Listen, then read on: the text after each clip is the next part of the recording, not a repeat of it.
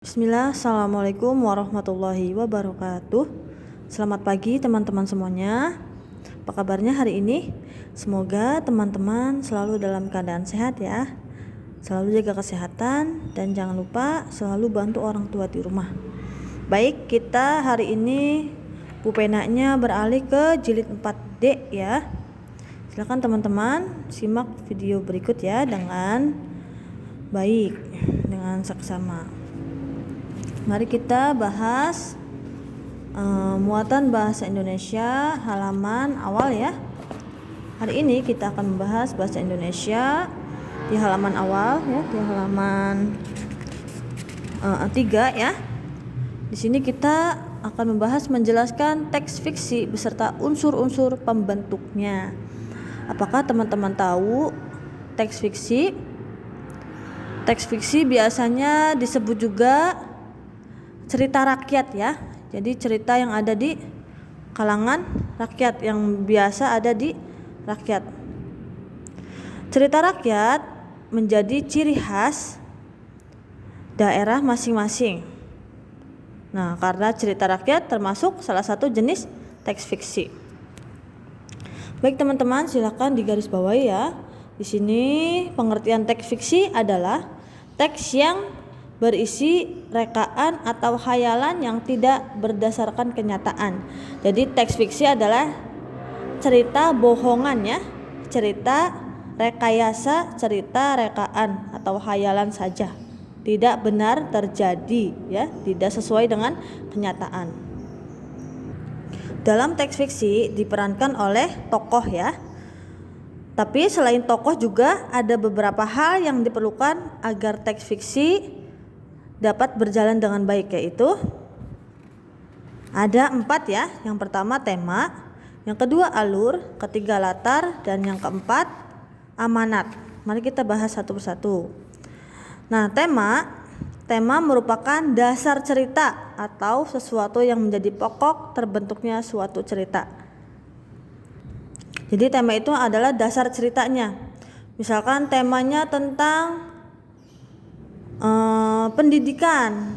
Nah, temanya tentang pendidikan, maka kita boleh memilih judul yang berhubungan dengan pendidikan. Contohnya, mari semangat ke sekolah untuk belajar. Nah, contohnya seperti itu. Belajarlah dengan sungguh-sungguh supaya cita-citamu tercapai. Contoh judulnya seperti itu ya. Kemudian ada alur ya.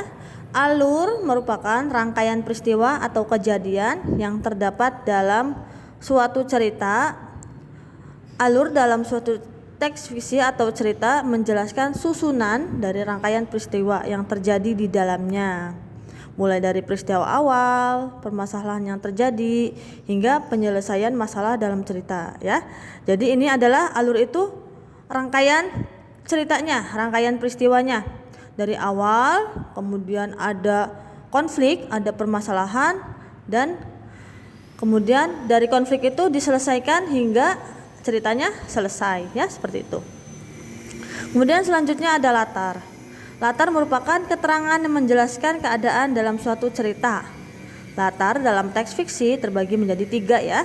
Yang pertama, latar tempat, latar waktu, dan latar suasana. Nah, latar tempat itu contohnya, latar tempatnya ada di sekolah, ada di hutan, ada di rumah. Jadi latar itu adalah keadaan dalam suatu cerita. Jadi ceritanya di mana ya, keadaannya gimana, seperti itu. Kemudian ada latar waktu, pagi, sore, malam, petang, dini hari, ya, subuh, maghrib, dan lain sebagainya. Dan latar suasana.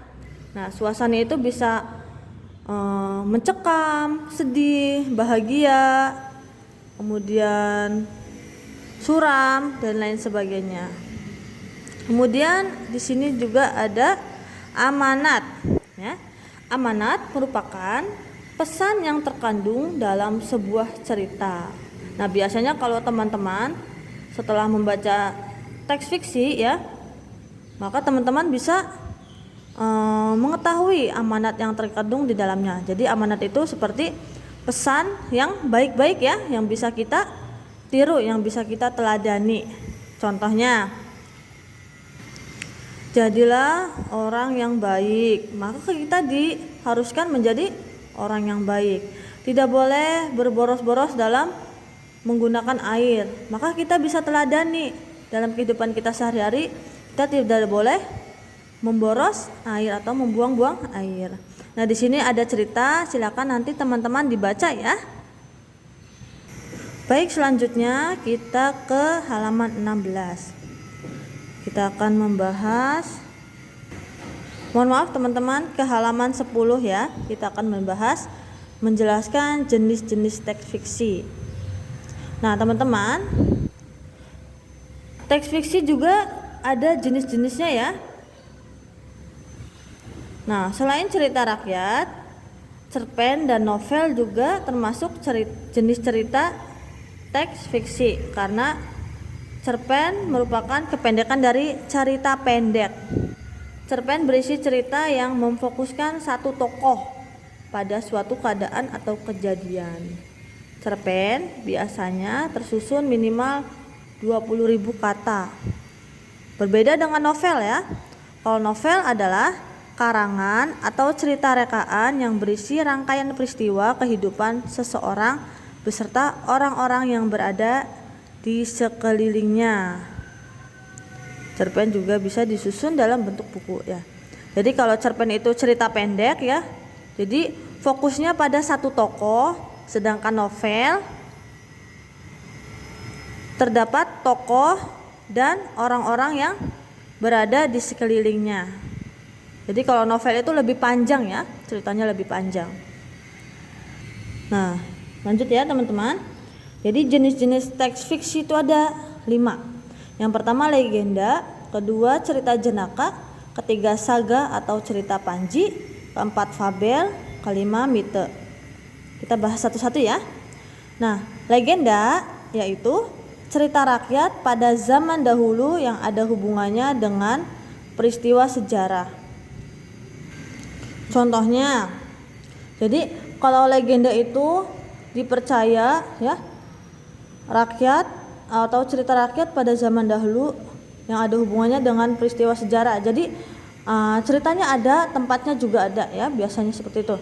Contohnya, legenda Danau Toba, legenda Tangkuban Parahu. Nah, jadi cerita yang dari zaman dulu ada hubungannya dengan peristiwa sejarah seperti tadi.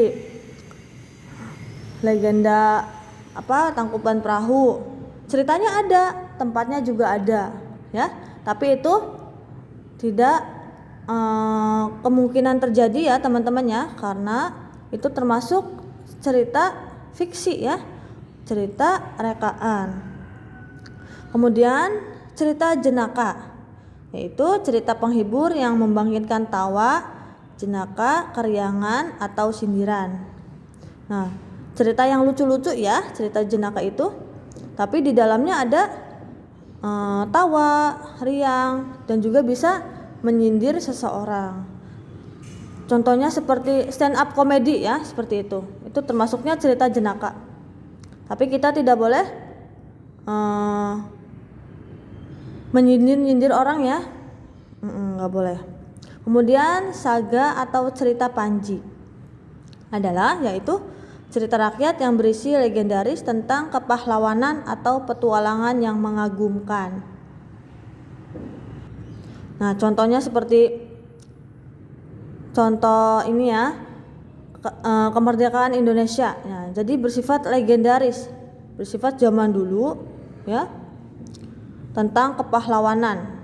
Ada pahlawan Mohatta, Soekarno, kemudian Muhammad Tamrin ya, dan lain sebagainya ya, yang menceritakan tentang kepahlawanan. Kemudian ada fabel. Nah, ini biasa ya yang ada di acara-acara TV atau kartun-kartun ya. Jadi fabel itu adalah cerita yang menggambarkan watak atau budi manusia yang tokohnya diperankan oleh hewan, berisi pendidikan moral dan budi pekerti. Contohnya monyet dan ikan mas. Kemudian ada lagi contoh kancil dan kura-kura. Nah, jadi di dalamnya itu ada pendidikan formal, pendidikan moral dan budi pekertinya. Bisa kita ambil kebaikannya ya dari cerita fabel tersebut. Kemudian ada mite. Mite yaitu cerita yang mempunyai latar belakang sejarah, dipercayai oleh masyarakat sebagai cerita yang benar-benar terjadi, dianggap suci, banyak mengandung hal-hal yang ajaib dan umumnya ditokohi oleh dewa. Mite ini contohnya seperti cerita Nyi Roro Kidul ya, Nyi Roro Kidul. Kemudian ada cerita lagi, pokoknya yang gaib-gaib ya teman-teman ya, yang dewa-dewaan. Yang seperti contoh apalagi ya, Nyi Blorong misalkan, dan lain sebagainya yang dianggap suci oleh masyarakat sekitar dan dipercaya oleh orang-orang tersebut. Biasanya dipercayainya bisa mengambil kebaikan dari dewa tersebut, tapi kita tidak boleh mempercayainya ya teman-teman ya, karena kita mesti tetap teguh keimanan kita kepada Allah Subhanahu wa taala ya. Nah, ini adalah jenis-jenis teks fiksi. Kita lanjut ya teman-teman di halaman 16. Menjelaskan amanat dalam teks fiksi. Nah, amanat adalah pesan yang dapat kita teladani ya. Jadi ceritanya itu bisa kita baca dulu sebelum kita mengetahui amanat atau pesan yang bisa kita teladani atau kita tiru. Selanjutnya teman-teman, kita lanjut ke 23. Menjelaskan tokoh utama dalam teks fiksi. Nah, tokoh merupakan salah satu atau satu hal yang penting dalam sebuah teks fiksi. Nah, tanpa tokoh maka cerita tidak akan mungkin terjadi ya, karena tidak ada yang memerankan. Setiap tokoh memiliki peran atau fungsinya masing-masing dalam suatu cerita. Nah, berdasarkan fungsinya, tokoh dibagi menjadi dua ya, tokoh utama dan tokoh tambahan. Tokoh utama biasanya sebagai tokoh sentral ya, tokoh yang berperan utama, memiliki peran yang sangat penting dalam jalannya cerita pada teks fiksi. Tokoh utama merupakan tokoh yang menjadi pelaku utama atau tokoh yang mengalami semua peristiwa dalam cerita ya. Jadi di awal cerita dia ada, di pertengahan cerita dia ada, di permasalahan dalam cerita dia ada, penyelesaian cerita dia juga ada, dan di akhir cerita dia juga ada ya. Jadi tokoh utama itu ada di semua kejadian ya, dari awal sampai akhir. Sedangkan tokoh tambahan hanya untuk membantu tokoh utama ya. Jadi namanya tokoh tambahan pasti untuk membantu tokoh utama dalam melengkapi cerita teks fiksinya. Tokoh tambahan tidak selalu muncul di setiap kejadian. Bisa itu di awal, kadang di awal ada, di awal tidak ada. Kadang munculnya bisa di tengah saja, bisa di akhir saja, bisa di permasalahan saja ya, seperti itu. Jadi teman-teman, kalau teman-teman ingin menentukan tokoh, maka teman-teman harus membaca teksnya ya, atau melihat ceritanya dengan seksama secara keseluruhan dari awal sampai akhir. Selanjutnya teman-teman di halaman 27. Di halaman 27 kita akan membahas menentukan karakter tokoh protagonis dan antagonis. Nah, teman-teman, Tokoh protagonis itu adalah tokoh yang baik ya, tokoh yang positif. Sedangkan tokoh antagonis adalah tokoh yang tidak baik, tokoh yang negatif, tokoh yang jahat biasanya. Ya, jadi protagonis baik, antagonis tidak baik ya. Silahkan ditandai, dicatat ya, protagonis baik, antagonis tidak baik. Nah, jadi teman-teman, kalau teman-teman ingin mengetahui tokoh protagonisnya siapa, kemudian antagonisnya siapa, maka teman-teman harus mencari tahu dulu. Mencari tahunya dengan cara membaca teks secara keseluruhan ya. Alhamdulillah teman-teman, kita sudah selesai membahas bahasa Indonesia hari ini. Silahkan apabila teman-teman ingin bertanya bisa langsung di grup diskusi ya.